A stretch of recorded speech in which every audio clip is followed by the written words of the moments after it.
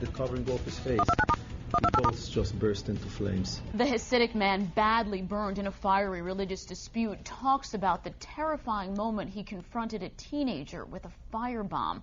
Hello, I'm Suzanne Colucci in for Janine Rose. And I'm Brian Coneybear. It is a News 12 exclusive interview. Aaron Rottenberg spoke out for the first time today since he was released from the hospital this week. And he's now blaming the Hasidic leadership of New Square in Rockland for targeting his family.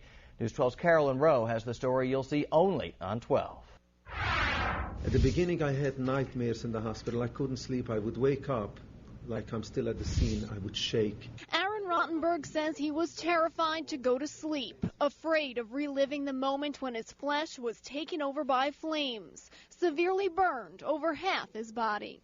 Excruciating. Terrible, terrible. Then they took from my upper thighs donor sites for skin graft. It was also so painful. Rottenberg says it's still hard to talk about the attack that happened last month when he ran outside after his son spotted someone approaching their New Square home. He could smell gas and saw someone in the woods. I had the covering off his face. We both just burst into flames. 18-year-old Shaul Spitzer has been charged with attempted murder. Rottenberg says this all stems from the fact he didn't worship at New Square's main synagogue, angering Hasidic Grand Rabbi David Twersky. I don't know if he said burn down the house, but it's definitely that he wanted that I shouldn't continue going and that I should move out of there. And they did whatever they felt like doing in order to enforce what he wants them to enforce. The family has filed an $18 million lawsuit, but the district attorney says there's no evidence the Grand Rabbi was involved. Since the alleged attack, the Rottenberg family says they've been too frightened to even sleep here in their own home.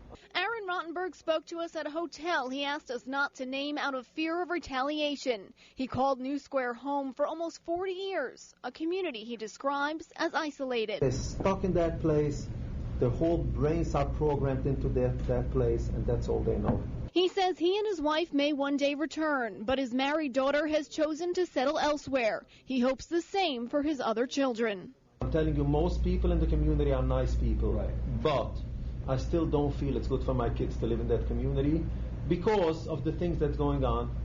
I want them out of there. I want them to be religion and enjoy their life, have freedom, have a good life, a good time. Carolyn Rowe, News 12.